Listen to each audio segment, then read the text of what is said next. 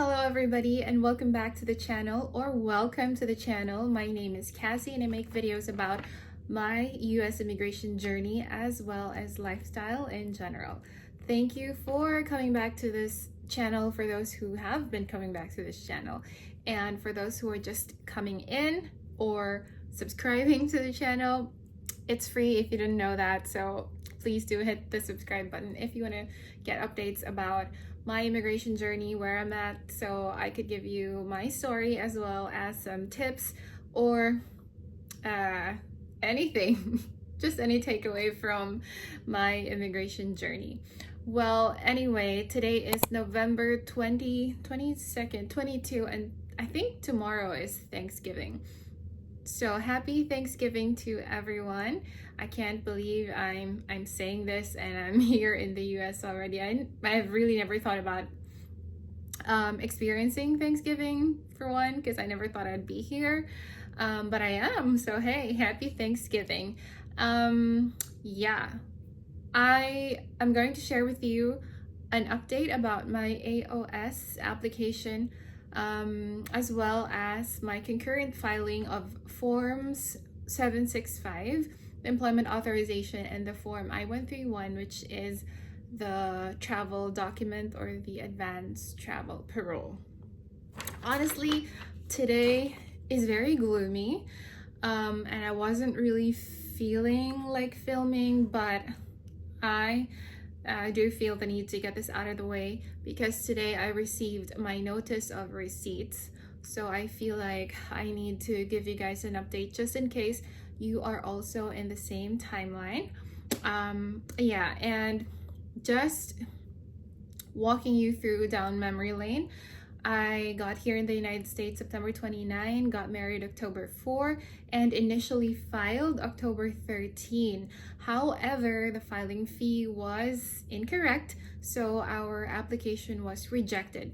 We received the rejection notice on November 2, so that's about 19 days from the time that our case was received. So it's like, in this whole process, we have a negative 20 days just because of that incorrect filing fee. So then on November 2, right when we received our packet back from USCIS, we immediately, on the same day, wrote the check to a personal check to USCIS and sent out the same packet. So whatever the packet contained, I needed to update a few pages, which were the following: my cover letter. I dated it November 2. Initially it was dated like October 13 or something, or earlier than that. And what else did I do? Oh, the G1145, or the e-notification form. I also updated that because I requested for my number to be changed, or I changed my number just because the number that I initially got from my service provider belonged to someone named Rachel. So I couldn't do anything like register in apps or emails and stuff because it was already registered to a person named Rachel, and I have been receiving lots of calls, so like scam calls or what the heck, I don't know. So I also needed to update my G1145. Now, G1145 form is used if you want to receive an SMS notification from USCIS if there's any update regarding your case. So it is optional. You can just wait for it to come in the mail, or you can do both. You can have them text you, email you, and mail you the physical copy. So those are the two things that I needed to update from the packet, from the initial submission. So it came barcoded down the bottom already. So yeah, so that's negative 20 days into the process. So here, our day zero, on the same day, November 2, we sent out the packet. So we received the notification midday because the mailman or USPS guy usually comes around this area at about noontime. So we got to it as soon as possible, and we were able to drop it off USPS like around 2 p.m. in the afternoon. And then the next day, according to our priority date, USCIS received our packet on the 3rd of November. So that's, we didn't pay for any premium processing, it was just standard priority mail, but it got to them on November 3. We did not hear from USCIS until November 15. So we were kind of nervous again. I mean, what's going on? Is there something wrong with our packet? Because there is no way for us to track, like, well, because we don't have a receipt number. All we could do was track the mail, whether it got to their lockbox or not. And it got to their lockbox, and we waited for 12 days before we could receive an SMS update. So they sent me 3 SMSs containing my receipt number. So 1 receipt number for the adjustment of status, 1 for employment authorization, and 1 for the travel parole. So that's 3 messages with 3 separate receipt numbers. So that's on day 12. On day 17, 5 days later from receiving an SMS update, we received a USCIS account access notice, or an access code. We received the access code. So when you are in this process already, you will be able to view and track the progress of your case if you create a USCIS account. If you want to be on top of the game or ahead of the game, you need to, I highly suggest that you create a USCIS account. The way to do that is you just go to the USCIS website and create an account there. Once you're able to successfully create your account, you will need your receipt number to add your case to your account. So, but before you could add your case to your account, you will be needing an access code. For concurrent filing of Form I-1485, there is only a need to have 1 access code. And that I received in the mail 5 days after receiving the SMS. So that's day 17. And on the same day as well, November 20, I also, because I have the receipt number, so I'm able to track my case. I'm able to see the documents online as well, because the packet, or the inclusion of the packet or the application, USCIS will scan that and will put that in your case. So you will have your case history, case progress, and case documents. I wanted to expedite my application for employment authorization because I received a job offer from a company that I really want to work with, and they have a very compelling job offer that I don't think any sane person could say no to. Yeah, the perks I'm gonna tell you about and in the end of this video, like, these are the tips that I could give to those immigrants that are looking for jobs and looking for employers. So there are things that we should be considering, and if we have the luxury to choose, then we should. So anyway, so November 20, I sent a message through their chat support, Emma. I wanted to get connected to a live agent. So I think I just put there, connect me to a live agent. And then she asked me a few things, like reasons why I wanted to connect to the live agent. And so I did say I wanted to expedite my current filing of 765, blah, blah, blah. And then like a few minutes later, I got connected to a live agent.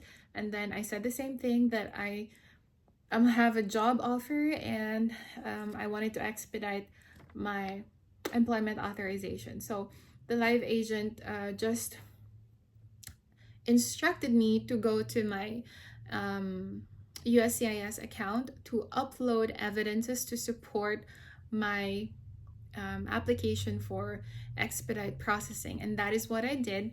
I had prepared ahead of time a cover letter on just justifying why my employment authorization should be expedited, as well as the job offer letter from the company that I really want to work with.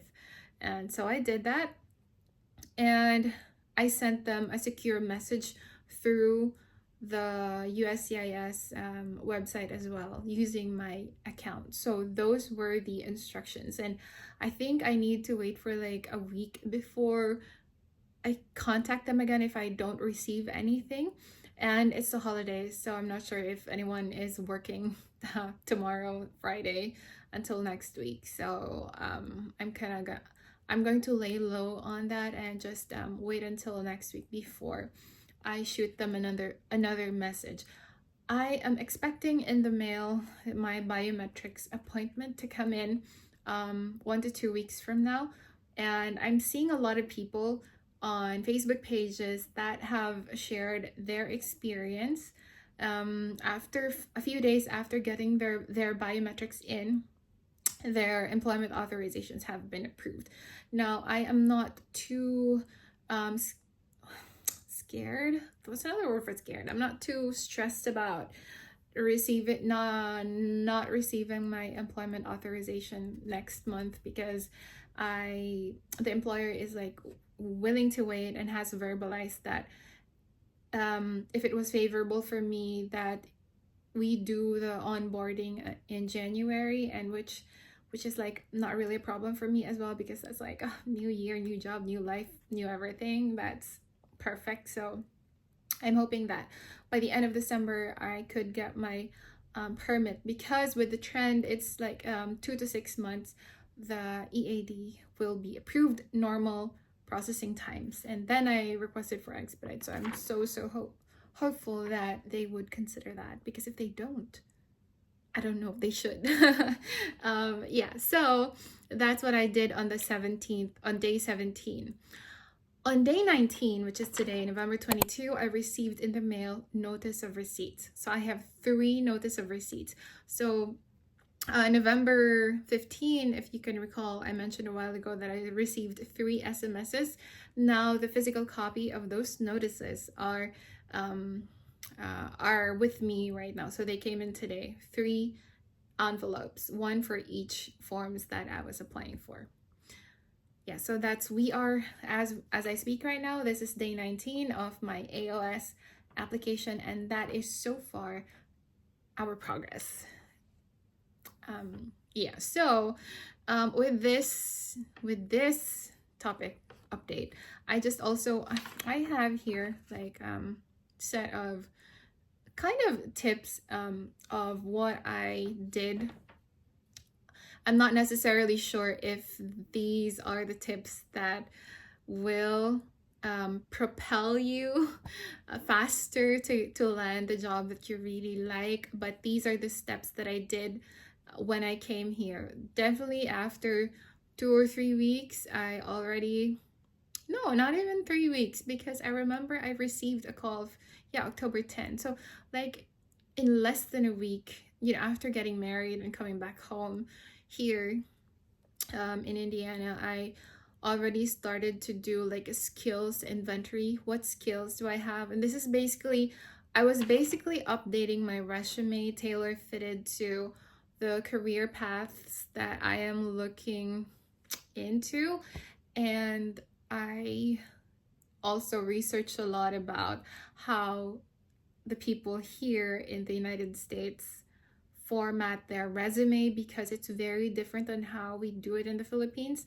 In the Philippines, we put photos in our resume. Oh my gosh, photos, age, marital status, none of that here, believe it or not, matters. So what matters are your qualifications, your set of skills, and maybe even your experience if the available position requires it. But your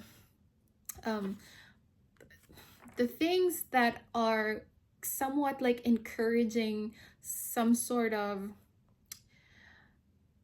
what is the word for it? It's not racism, but something like bias, some sort of a bias is not encouraged here. So yeah, that's one thing very different here. There's a lot of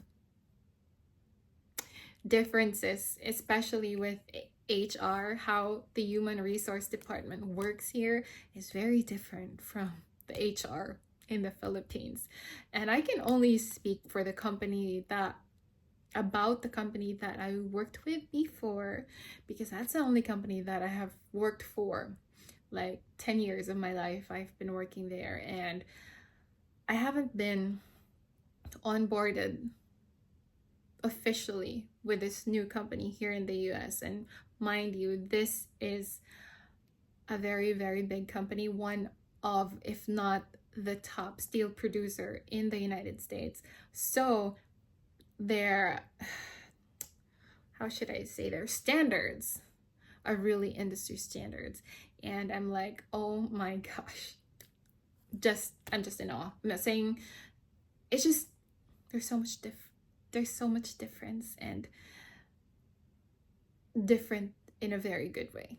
So anyway, yeah, you got to do your skills inventory and think about what career path, if you have a what do you call this, if you have parang a credential that's non-technical, you know, you're not a doctor or an engineer, then I mean, for everybody, the opportunities here, it's limitless. And for us immigrants, we get the chance to like rewrite our story and like start from scratch or start over again and pursue what we want to do. Of course, that's taking into consideration the finances, because you definitely have to survive here.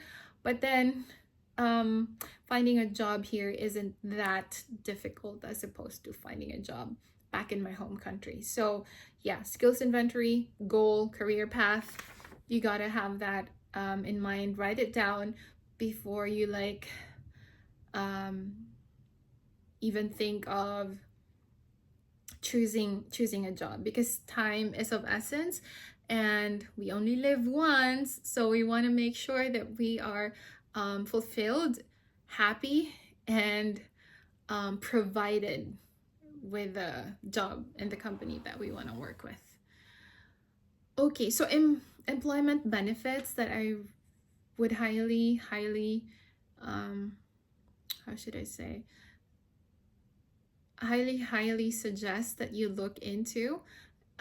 These are some of the benefits that this employer of mine are offering. So they're like a premier employer, and really selling them to you now, because I'm just sharing this so that immigrants, Filipinas out there, sorry, hiccups, could make like a sound, informed, well-calculated decision before they get into like an employment. So the 401k matching is very important. 401k is a retirement plan. It is optional, but highly suggest that you put some of your earning to 401k. And it's important that we look at how much will the company match. And profit sharing also is a very big plus. If I'm not sure if most companies offer that. And then bonuses, vacation days, the working hours also is very important. And I am not used to working second shift, third shift. I'm used to the 9 to 5 job back in the Philippines, and so happy that I was able to land the same setup here. The difference with the compensation is just astronomical, to say the least. I don't know if that's even a fitting word, but anyway, so we're 20 minutes in, and that's all I have to say for now, because I'm having a brain fog. I only had about 400 calories today, and it's already 4:28 in the afternoon. So we're heading out today because there are so much Black Friday deals out there, and this includes like restaurants. This is not just groceries and clothes and stuff. Even restaurants here have Black Friday sales, so that is awesome. And we're gonna go out, so yeah, I'm excited. That's why my hair is like this. So extra. Also, I got this earring from Amazon. I'm not sure if I can zoom in, I don't know, but I also very like it. And it kind of put in two because I have two holes here. Actually, I have kind of like, I think 5, but then these 2 right here have been condemned, for I have not had an earring here for a while. Anyway, that's it for this video. Thank you so much for watching, and I hope you are doing good and not so stressed about this whole immigration process, because this can be so stressful, and this has caused me anxiety in the past few weeks. But then I'm just trying to keep it together by keeping myself informed, studying, reading books, and just doing everything I can to keep myself busy and off anxiety. All right, thank you so much again. I'll see you in the next video. Bye.